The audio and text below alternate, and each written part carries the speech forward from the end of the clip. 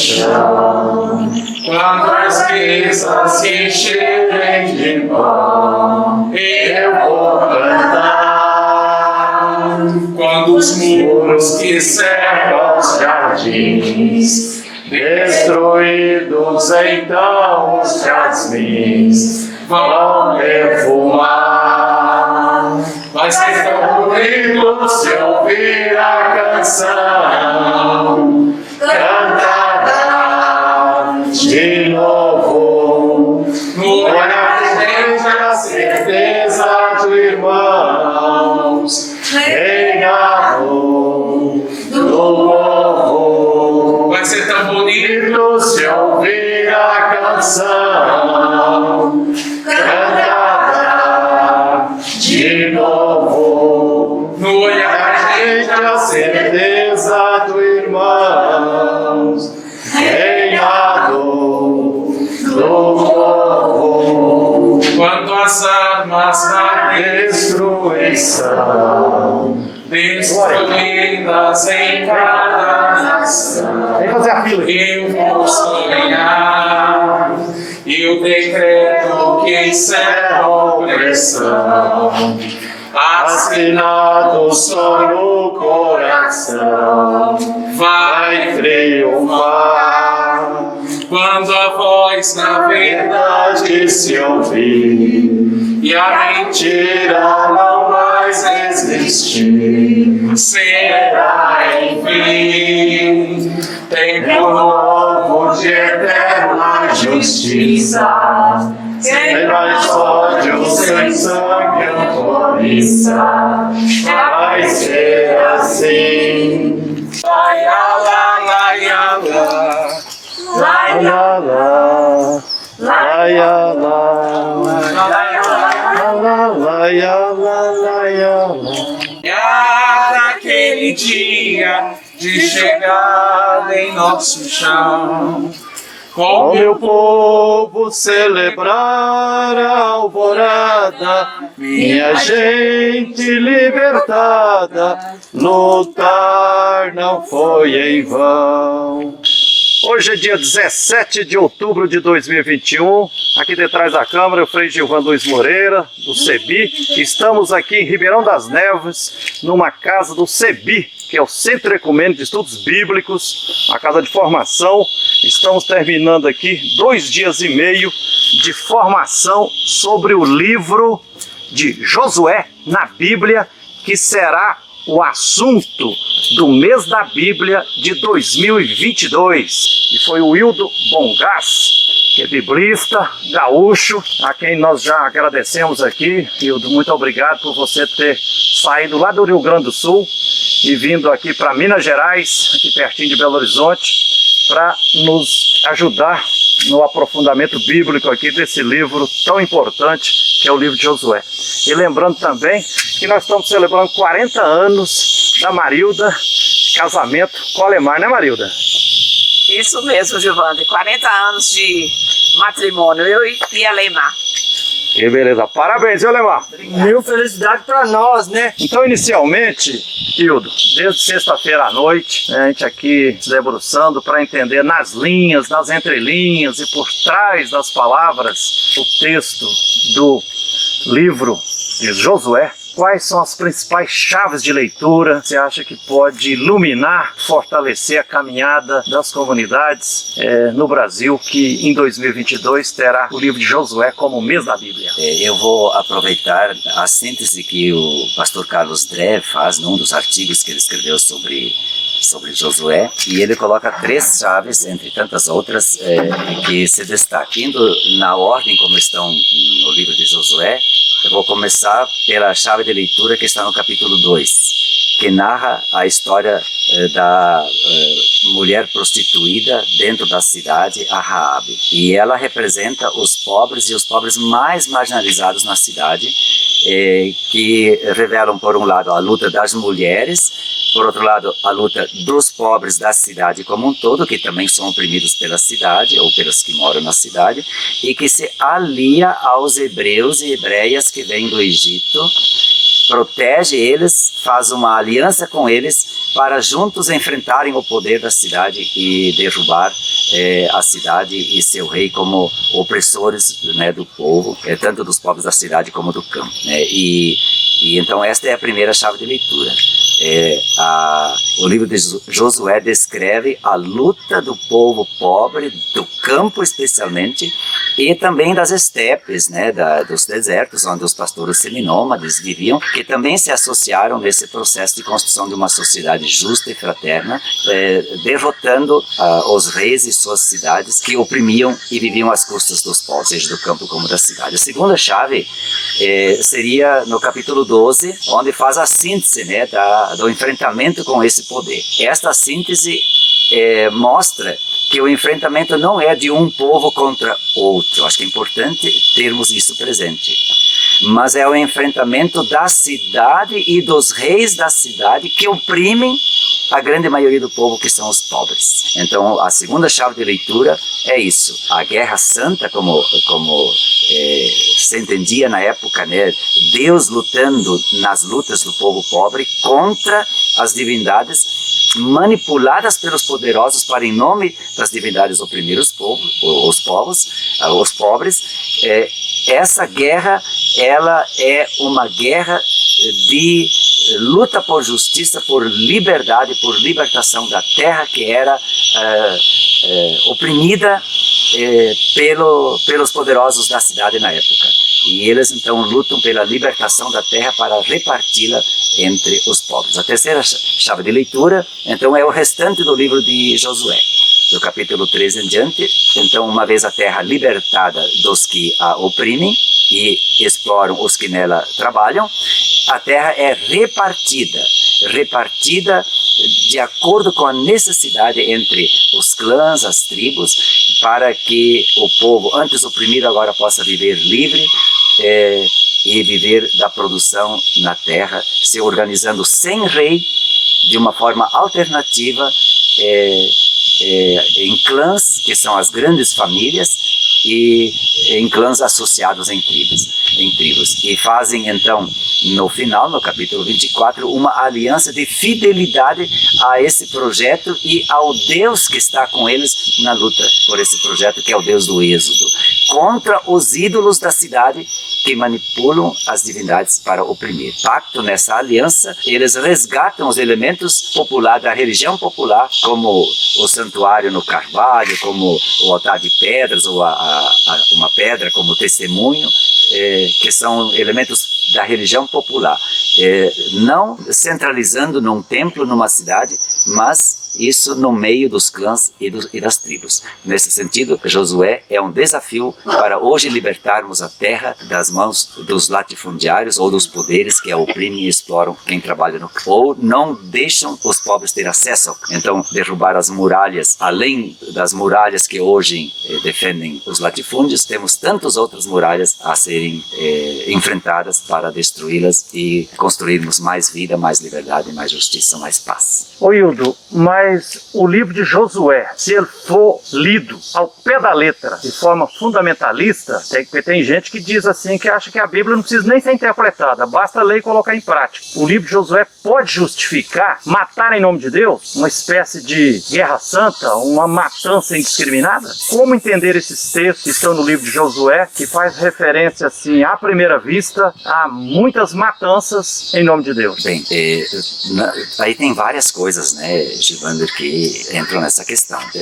Na antiguidade, todas as guerras eram entendidas dentro do conceito de guerra santa, ou seja, a vida é um todo e não tem como separar religião, fé, Deus da vida. Deus age na vida, e então as guerras eram entendidas como guerras entre as divindades, né? Então, quem vencia a guerra tinha o Deus mais forte e derrotava os deuses dos vencidos, no caso. A conquista da libertação da terra, ela é entendida como guerra santa. E tem muita matança mesmo.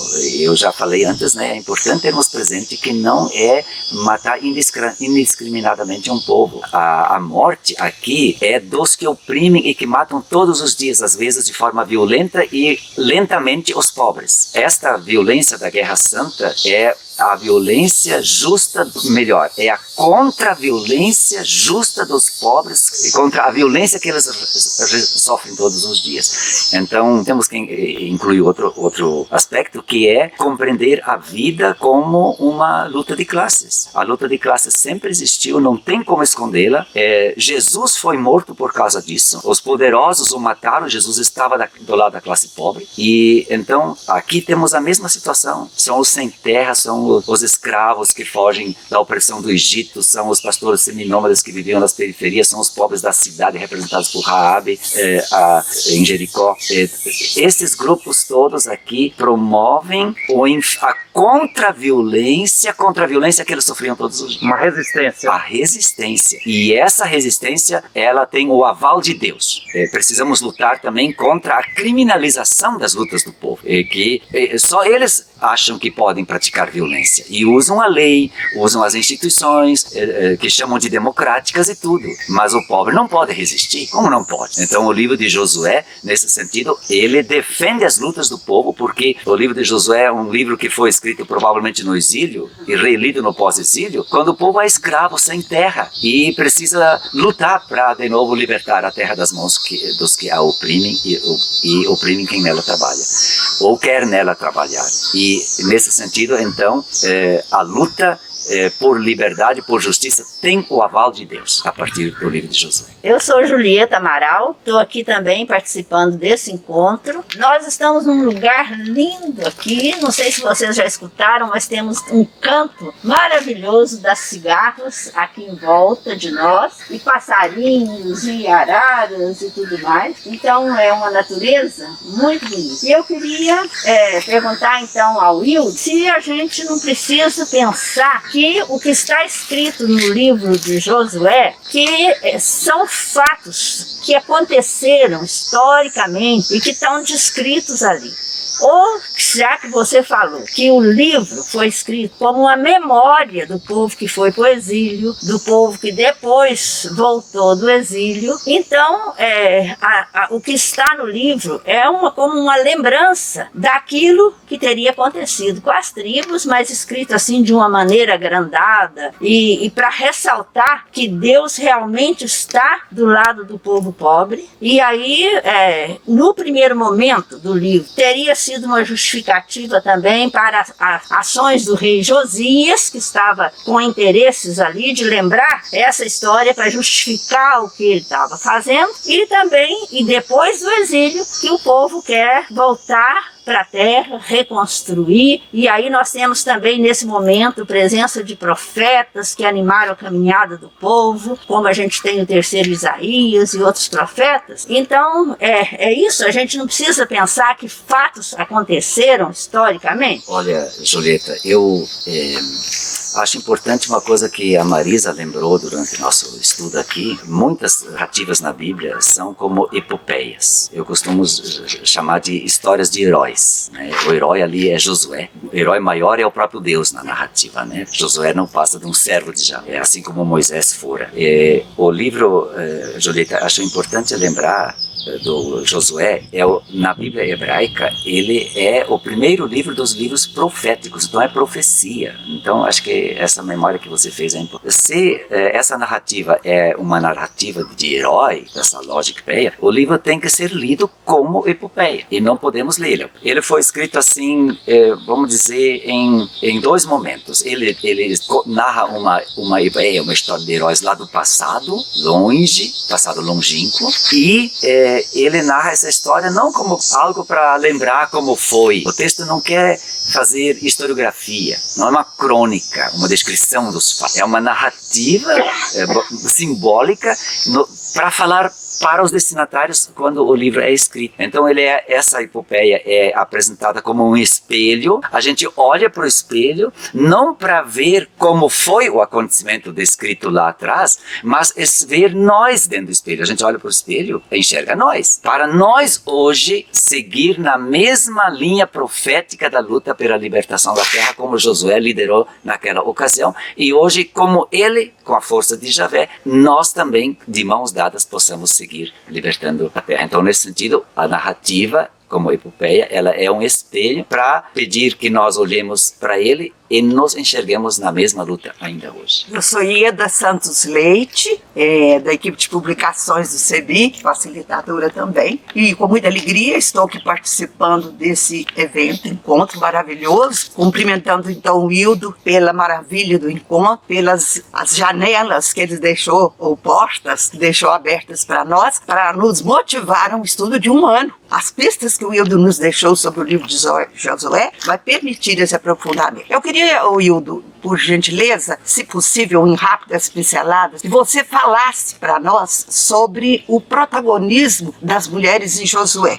A partir de Raabe, mostrando a presença do patriarcado lá na cidade, né, na figura de Raabe, e hoje, que luz que pode trazer para nós, para as lutas de mulheres hoje? Ieda, é uma questão importantíssima que você levanta. É interessante que o livro de Josué nos apresenta 2 portas de entrada, ou seja, como as lentes dos óculos. Uma porta é uma lente, a outra lente é a perspectiva com que os editores finais do livro nos convidam a lermos toda o capítulo 1, uma das portas, e o capítulo 2, a porta de Raabe, a mulher prostituída em Jericó. E então, essa segunda porta de entrada, ela é muito importante, porque ele não só quer mostrar a aliança dos pobres da cidade com os pobres do campo, né, porque os dois fazem uma aliança ali, mas os pobres da cidade estão representados pelo clã da Raabe, uma mulher prostituída, e que o povo, os ricaços da cidade usavam, abusavam, exploravam. Então esta porta de entrada é fundamental neste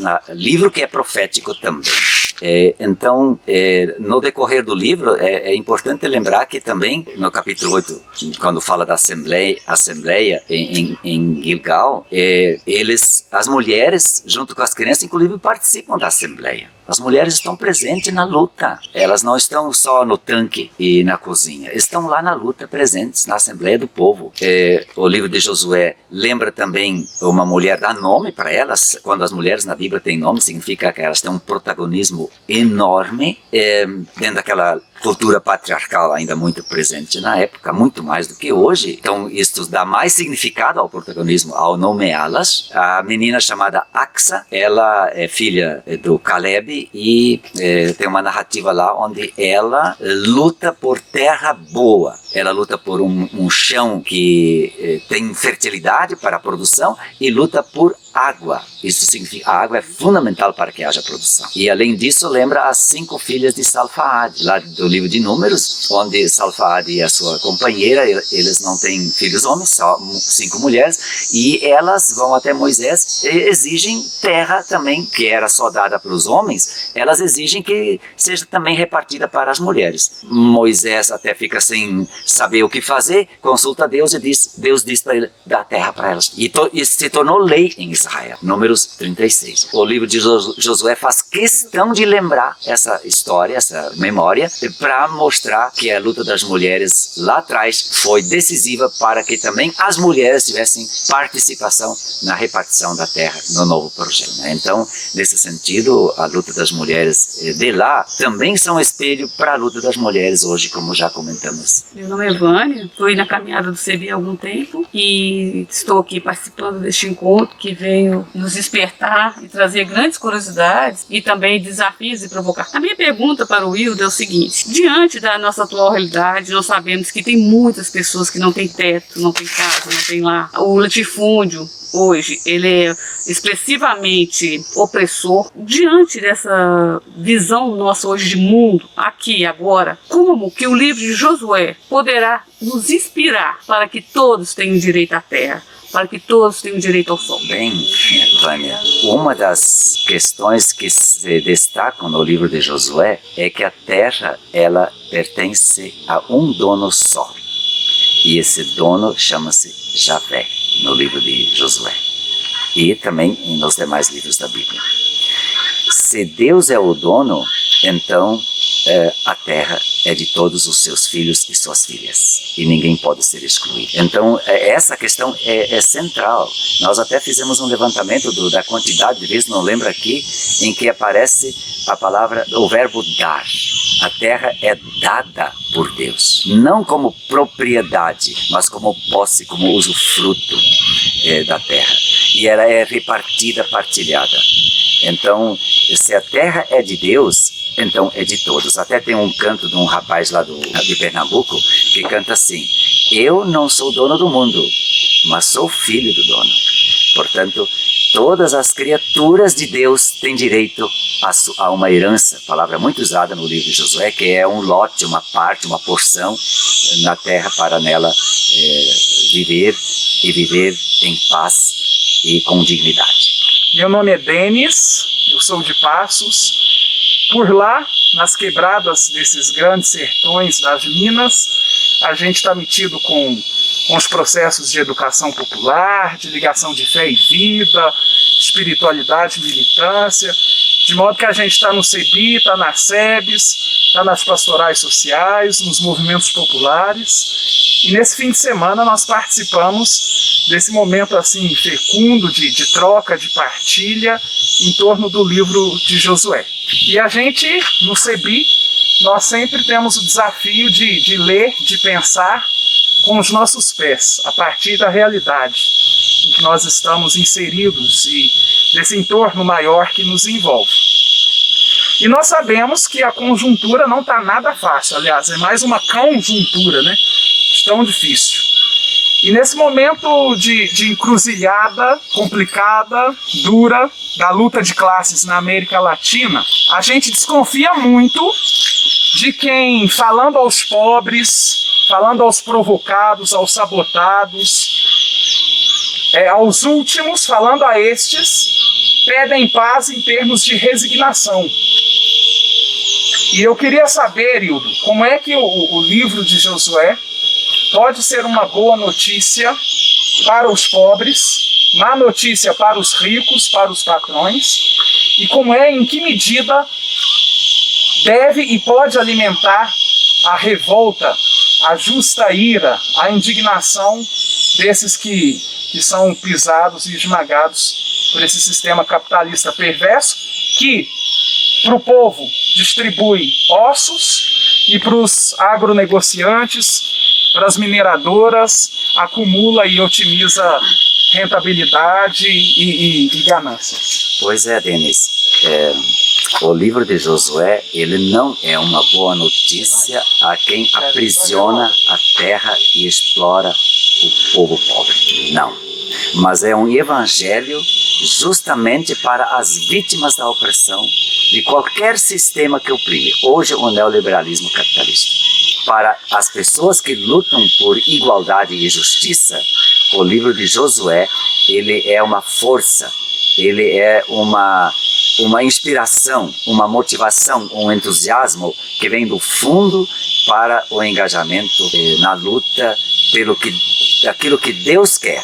Porque quem luta por igualdade e por justiça, luta a favor do projeto do reino, que foi o mesmo projeto de Jesus. Por isso é importante resgatar essa questão da análise da sociedade a partir da luta de classes. Muitos não gostam dessa palavra, justamente porque ou são da classe que oprime, ou ajudam a legitimar, justificar essa classe, porque são pagos para isso, são enganados para isso, né? Mas a sociedade sim vive uma luta de classe desde que apareceram os impérios egípcio e acádico lá no 3º milênio antes de Cristo ainda.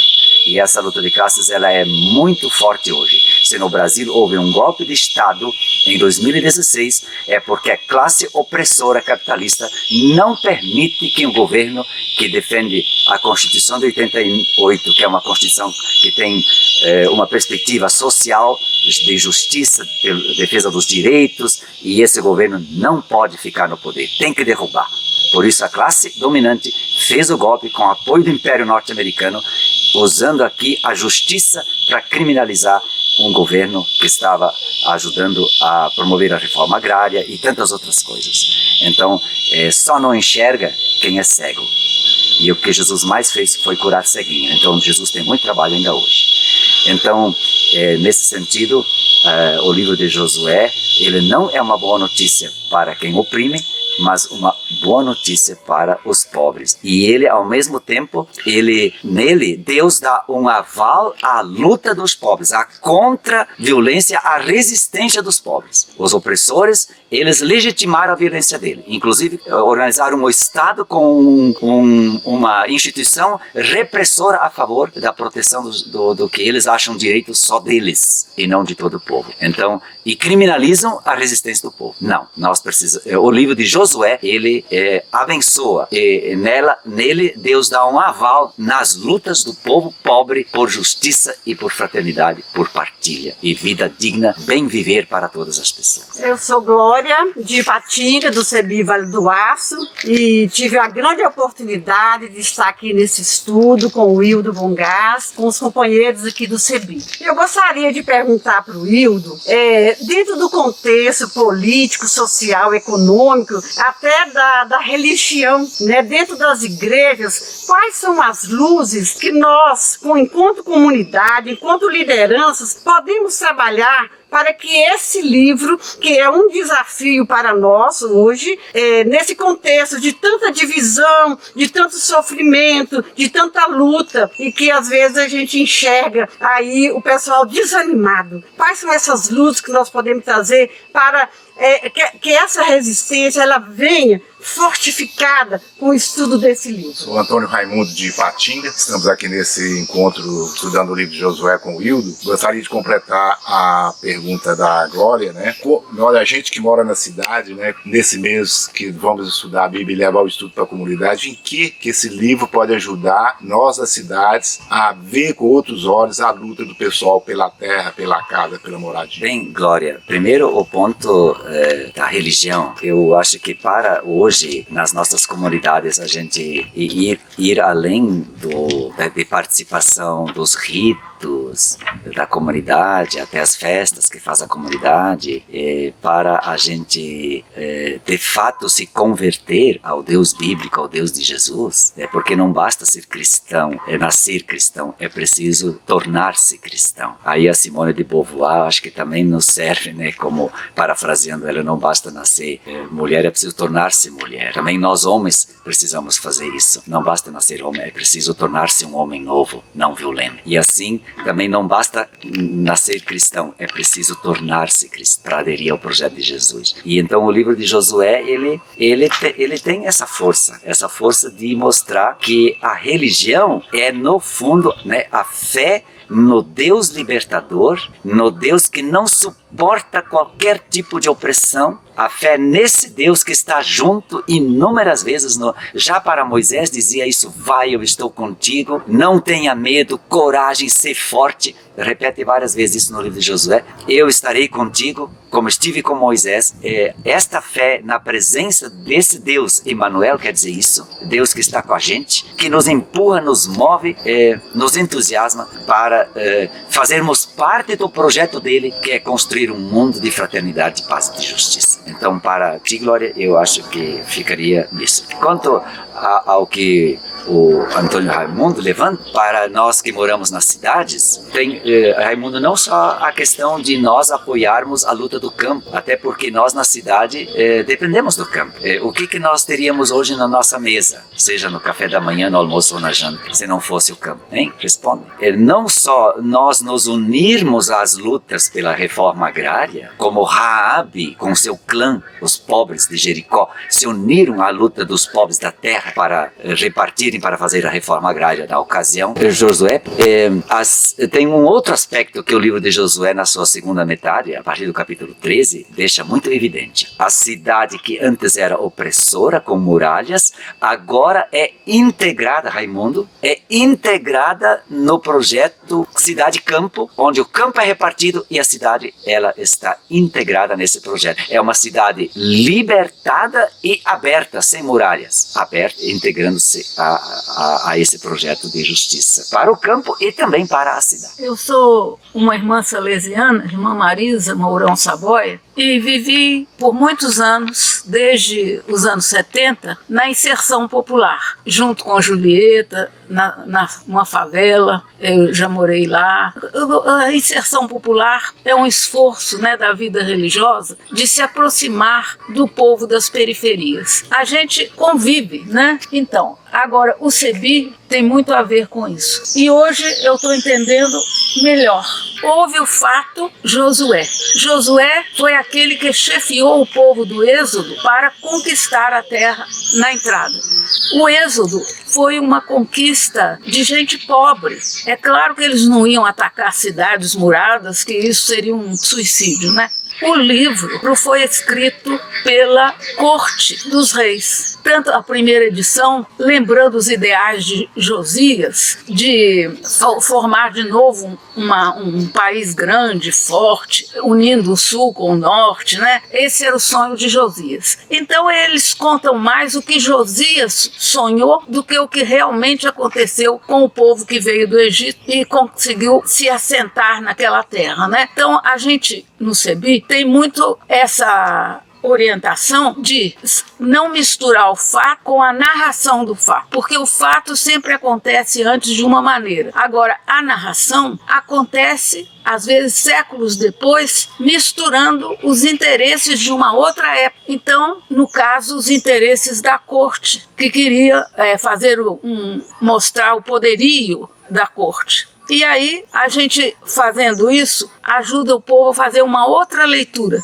O livro de Josué é um desses que a gente pode dizer, tem que ser lido pelo avesso e não pelo direito. O avesso é o lado certo para ler o livro de Josué. Isso é, o povo pobre se arranjou como pôde para assentar-se na terra prometida, não entrou muito nas planícies, entrou nas terras mais altas, nas chapadas, nas montanhas, e lá se foi assentando e pouco a pouco se fortificando, abrindo cisternas. Essa foi a luta deles, abrindo uma agricultura feita em degraus, aprendendo a impermeabilizar as cisternas. Mas o livro de Josué não fala disso, ele deixou isso porque na corte dos reis nem se sabe qual é a luta do povo, né? Então eu agradeço muito ao Hildo que ele soube reacender a nossa esperança. Bem, Marisa, eu acho que é um aspecto fundamental, viu? Porque a narrativa como a temos hoje, ela já é uma interpretação do fato, como você destacou muito bem. Esta narrativa, ela coloca lá no passado longínquo, né, a libertação da terra das mãos dos que oprimem a terra e os povos que nela vivem, numa narrativa assim, dentro da perspectiva que você mesma levantou, que é de uma epopeia, uma narrativa de um herói. Não pode jamais ser lida ao pé da letra, como uma invasão de um povo que vem de fora, invade, destrói tudo, toma conta, mata todos e toma conta da terra. Não, a formação de Israel, ela passou por um processo longo e o próprio livro de Josué, ele dá elementos para isso. É a luta dos pobres contra o reinado. Quando fala da tribo de Efraim, de Manassés, lá, acho que no capítulo 17, vai falar que quando eles reclamam para Josué, é pouca terra para nós, somos muitos, nossa tribo é grande, diz, olha, tem muito mato ainda nas montanhas, vão para lá, derrubem o mato.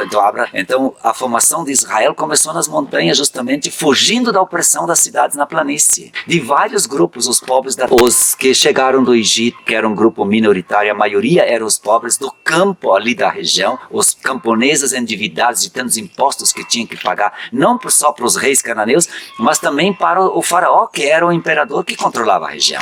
Muitos camponeses endividados, e no livro de Samuel diz que os camponeses fugiam para as montanhas endividados, e o Davi organiza esse povo pobre. Então a formação de Israel começou a partir deles, os pobres de Canaã, do campo especialmente, mas também da cidade, os que vieram de fora, como os hebreus e as hebreias do Egito, e os pastores seminômades que viviam na beirada, nas estepes e no deserto.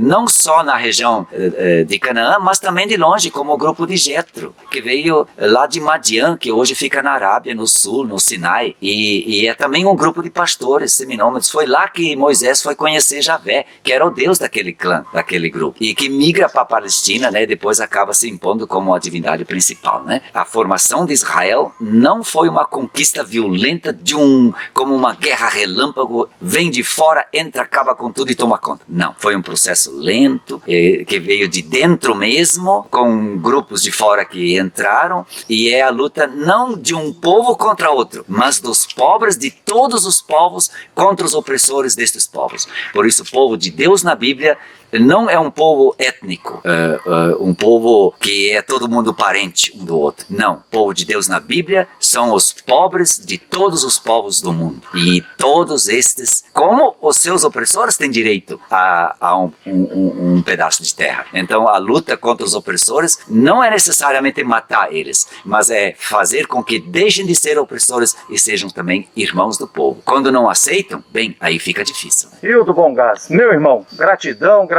por você ter saído lá do Rio Grande do Sul e ter vindo aqui para Minas Gerais, aqui na Casa Formação do CEBI, em Minas Gerais, aqui no bairro Areias, município de Ribeirão das Neves, região metropolitana de Belo Horizonte, ter partilhado e socializado conosco essa série de chaves para uma interpretação sensata, libertadora, interreligiosa e militante do livro de Josué, que será o mês da Bíblia 2022. Gratidão, meu irmão. Pra lutar eu vou, se é pra estar presente eu tô, pois na vida da gente o que vale é o amor. Se é pra ir pra lutar eu vou, se é pra estar presente eu tô, pois na vida da gente o que vale é o amor. Terra, água e energia não são mercadoria. Terra, água e energia não são mercadoria. Terra, água e energia não são mercadoria.